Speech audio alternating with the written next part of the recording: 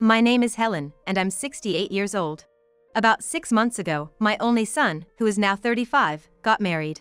After losing my husband, I raised him single-handedly, and now I finally feel a weight has been lifted from my shoulders. Honestly, I feel relieved to have passed the baton to his wife. Having decided to take it easy, I quit my job 3 months ago, so now I'm living on my pension. You can't do that, Helen. Many people age rapidly once they retire. The woman who took over the management of my lunch spot, Mary, says this as she nibbles on the homemade cookies she brought along. She's slightly older than my son, practically of an age to be my daughter, and she's been working at my shop since her high school days and is a veteran with over 20 years of experience. I'll take over the shop if you're going to close it, Mary said, so I happily left it in her hands. It was a shop beloved by the locals for its cheap and tasty homemade-style lunch, and I would have been sad to close it. I knew she would perfectly continue the flavors. Helen, you're not getting off so easily. Please help me think of a new menu for the fall, she said, spreading a thick recipe notebook on the table. Truthfully, I'm glad to be relied upon. Is your son getting along well in his married life? Since we've known each other for 2 decades, she naturally knows my son. I had hoped the two of them would get together, but unfortunately, that didn't happen. Well, I don't want to be a meddlesome mother-in-law, so I'm mostly hands-off. I handed over the 2-bedroom apartment where my son and I had lived to my son and his wife, and now I'm living alone in a studio apartment. My son's wife, Emily, is 32, 3 years younger than my son. They met through a mutual acquaintance and started dating. Not long after our first meeting, Emily mentioned, "This apartment is owned by you, isn't it, Helen? Isn't it a bit cramped for 3 people?" "Yes, it's quite old. Maybe you could rent an apartment nearby," I suggested. "But wouldn't it be financially secure for you to live alone and save on rent?" Emily countered. I married late, and my husband was 10 years older, so we thought we wouldn't have children. My husband was always a bachelor at heart, and the apartment we bought before marriage was just right for 2 people. We lived comfortably together and unexpectedly had a son. We were amazed at how adorable our child was. My husband, thinking about providing for our son, even in his 60s and 70s, was lost in a traffic accident. It happened just when our son was entering junior high school. My husband had thought ahead and had life insurance. Since the accident was entirely not his fault, we received a considerable amount of money, including damages. Considering that I had to live with my son from now on, I decided to start a small lunch shop, leveraging my best skill, cooking. The apartment filled with memories of my late husband is indeed, as Emily said, financially secure for me to rent a studio than for them to rent a whole apartment. After Emily left, I told my son. She's quite straightforward. Then my son says, "Yeah, she is. I'm not really good at reading between the lines, so I like that about her." My son said with a smile. If he's happy with her, I have no objections. Even though the couple cleverly landed a rent-free place, my son offered to pay for my new apartment's rent and help with the move in full. He told me, "Thank you. But don't worry about me. I'm sure you two will have plenty of things you need too. I'll ask you for help with moving, though." Despite what I said, I still felt a lingering unease after meeting Emily, whom I had just met that day. One day, I got a call from my son. "Hey, Mom. Want to come over for dinner sometime soon?" My son and his wife had invited me. Although I was delighted with the invitation, the discussion that followed left me wringing my hands. Actually, Emily's cooking is. According to my son, who seemed to struggle to get the words out, Emily's cooking is apparently downright unpalatable. Apparently, she doesn't really enjoy cooking. She often resorts to deli food from the supermarket or frozen meals, which, according to my son, is much better than the dishes she makes. At first, my son tried to make various suggestions, like, "I want to eat this, it would be better if you did this," and, "Should I cook?" But every time, Emily would become extremely grumpy. "We used to always have cereal and fruits for breakfast, right? Emily wants energy bars." When I said I wanted to eat fruits for breakfast, she got upset. When I then said, "At least let's have cereal," she got even more upset, and the next morning, she silently served Creole without milk. I was at a loss for words hearing my son's lament. Dietary habits and preferences can be tricky. It might be one of the first obstacles a newly married couple encounters. Either way, since my son brought this up, it left me with a headache. "So, when you come over for dinner, could you subtly teach Emily about cooking?" I wasn't thrilled about the proposal. One evening, I was invited over to my son and his wife's place. Seeing my son after several months, I was shocked. He had lost a considerable amount of weight. The situation might be more serious than I thought. Being married for just over half a year, my son must have tried his best to improve their eating habits. His call to me was a distress signal. Their apartment had been remodeled since I lived there, and it felt oddly different. "Welcome, my mother-in-law." Emily greeted me cheerfully. When I handed her the cherries I had brought as a gift, she was delighted and told me, "Please sit and wait. I'll prepare the meal right away." She gave off the impression of a perfect wife. When I saw the dinner menu laid out on the table, I broke into a cold sweat. Fish fries, which are from supermarket deli food. Steaks seemed homemade, but slightly undercooked. Salad from a supermarket. Soup with onion and bacon. Pickles from a supermarket deli. I couldn't understand how, when inviting your mother-in-law over for dinner, the majority of the food could be supermarket deli items. To begin with, this menu is too heavy for a person nearing their 70s. The fish fries, if warmed in an oven with a baking sheet, would come out crispy. But she had heated it in the microwave, so it was soggy. The steaks were predictably undercooked in the center, and the soup had so much granulated soup stock that it was overpoweringly salty. I gently offered advice like, "If you do it this way, it will be much tastier." But she just became more upset. "You might want to grill the steaks a bit more. Raw meat could potentially cause food poisoning." When I made that comment, Emily quickly gathered up the dishes as if to snatch them away and reheated the steaks over high heat.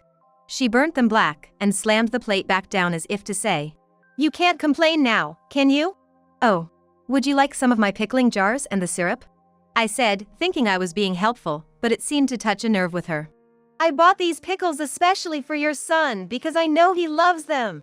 I can't stand them and I don't even want to touch them. And you're asking me to take care for the stinky pickling syrup every day?"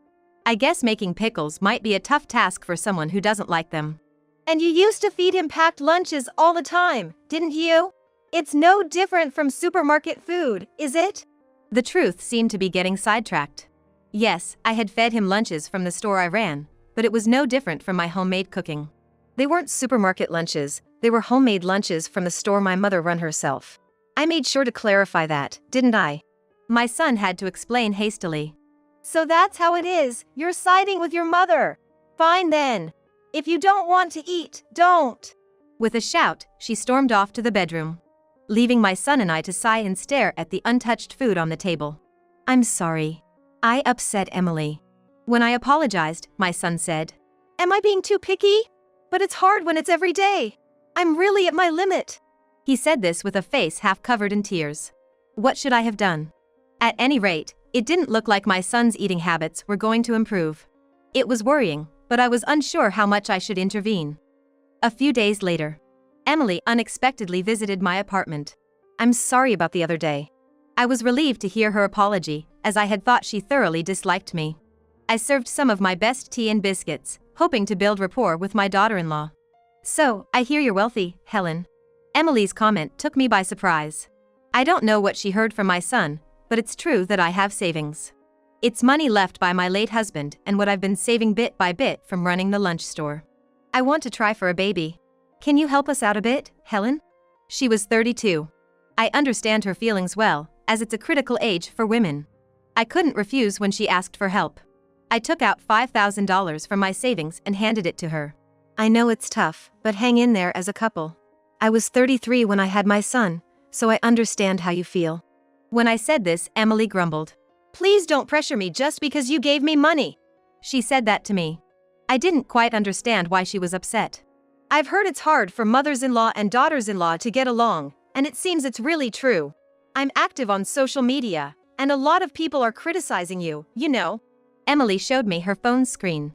This probably happened during our dinner conversation the other day. There were numerous comments supporting her while vilifying me with foul language. I was shocked, but from a glance at the posts, I could tell that Emily had twisted the situation to make herself out as the victim. "Mother and daughter-in-law not getting along, huh?" I don't think it should be like that, but I'm starting to lose confidence that Emily and I can get along in the future. After a while, I called my son to talk about Emily's fertility treatments, and his reaction was surprising. "I don't think she's doing anything like that. She doesn't like kids, and it's not like I'm insisting on having them." I had given her money because she said she needed it for fertility treatments. My son was very surprised to hear this. My son cleared up her misunderstanding and explained to her that I used the money my husband left me to start a small lunch shop, which had become quite popular locally. Emily seemed interested when she heard this and kept asking about my savings. "Oh wow, she is so rich!" Despite his confusion, my son responded, Well, maybe she has about $1 million? I'm sorry, I think I said something I shouldn't have. I'll check up on the fertility treatment thing, he said, and hung up. I felt uneasy as days passed without hearing back from him. Then another shocking thing happened. I received a charge on my credit card that I didn't recognize. I don't usually use my card. So I hurriedly checked. I found that my card was missing from my wallet. If I had lost my wallet, that would be one thing, but it's hard to believe that a card I rarely use would just fall out of it. What confirmed my suspicions even more was that the items purchased with that card were high-end branded bags and wallets. Emily must have secretly taken the card from my wallet the last time she visited. Not only did she deceive me into giving her $5,000 under the pretense of fertility treatments, but she also stole my card. This is a bigger problem than just her terrible cooking. I contacted the credit card company to freeze the card. Although family members who misuse a card are not usually held accountable, I couldn't let her keep spending my money. Did knowing I had savings blind her to reason? Originally, she probably wasn't after my property. I was kind of sad, but I couldn't just stay quiet. I was fed up with her cooking, so I reached out to my son in advance. "Why don't you try my homemade cooking once in a while?" When I suggested this, my son seemed more than happy. Emily might be upset again, but is that okay? When I asked him, he replied in a resigned tone. Yeah, I'm kinda at my limit too. I'm ready for whatever happens. The day, I brought all the ingredients to my son's apartment that day and prepared the meal in the kitchen I once knew so well. Emily stayed in the bedroom and didn't help me at all. She was probably writing nasty comments about me on social media again. Ah, delicious. This is it. You would understand if you tried it. My son was delighted to eat my cooking, so much so that one might think he was overdoing it. After all, I had only cooked his favorite dishes. However, after taking a sip of my soup, Emily frowned. Isn't this soup a bit bland? That's because you add too much granulated stock. The problem isn't the stock itself, but rather the quantity. I replied with a stern tone. Predictably, she stubbornly retorted. But it tastes better with more. Even supermarket ready-made food tastes different with a bit of extra effort. It's a lifesaver for busy homemakers. I've been selling boxed lunches for busy people all my life. But you're not working, Emily, so you have plenty of time to cook, don't you? I asked. Caught off guard, she fell silent for a moment, then snapped. I can't make these bland, old people's meals. She spat out her words with contempt.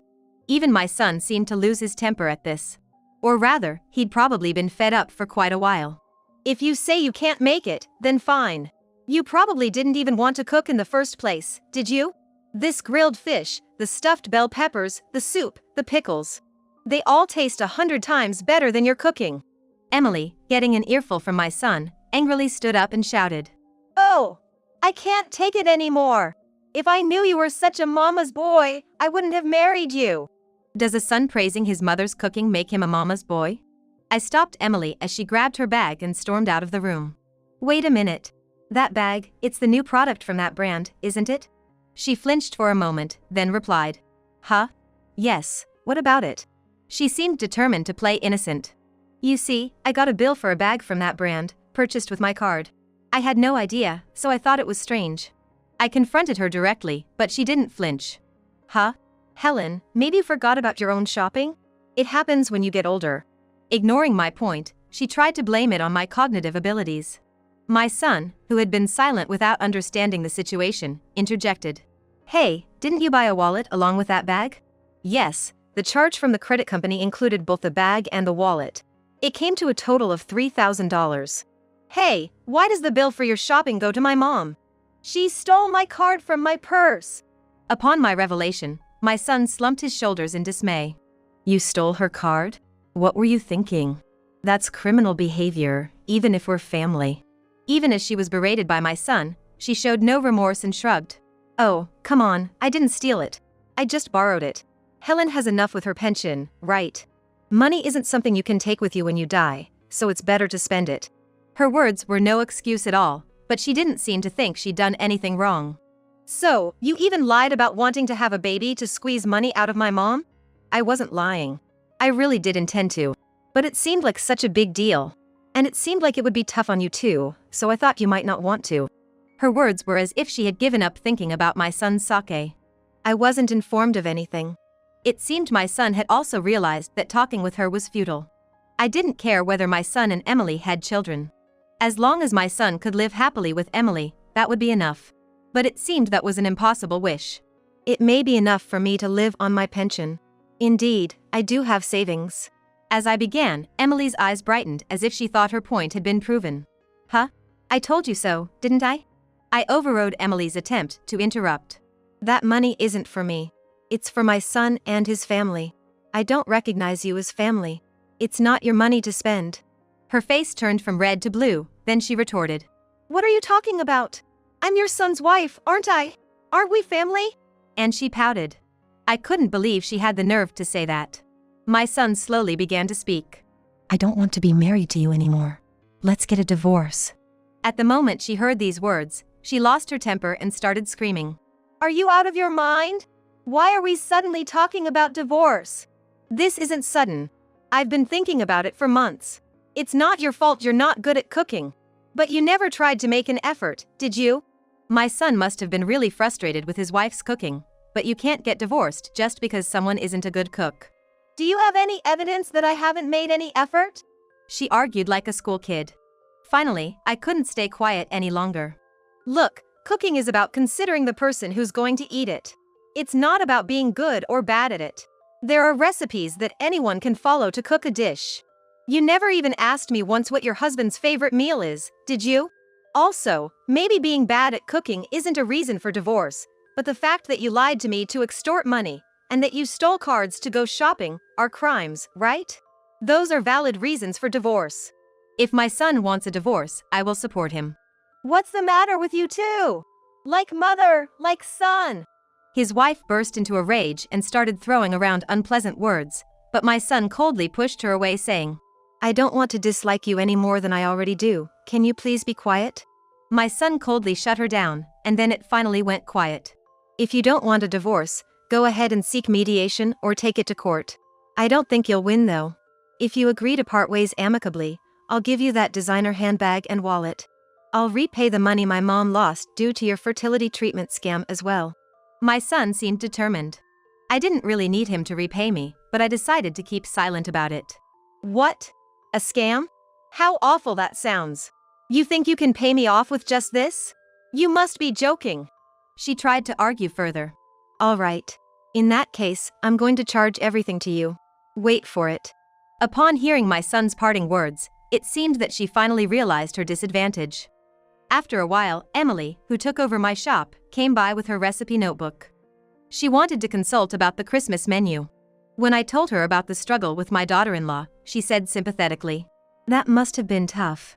My son's divorce was finalized, and his ex-wife packed her belongings and left. In the end, I returned to my old apartment and once again began living with my son. The acquaintance who introduced my former daughter-in-law, perhaps feeling guilty, informed my son about her subsequent life.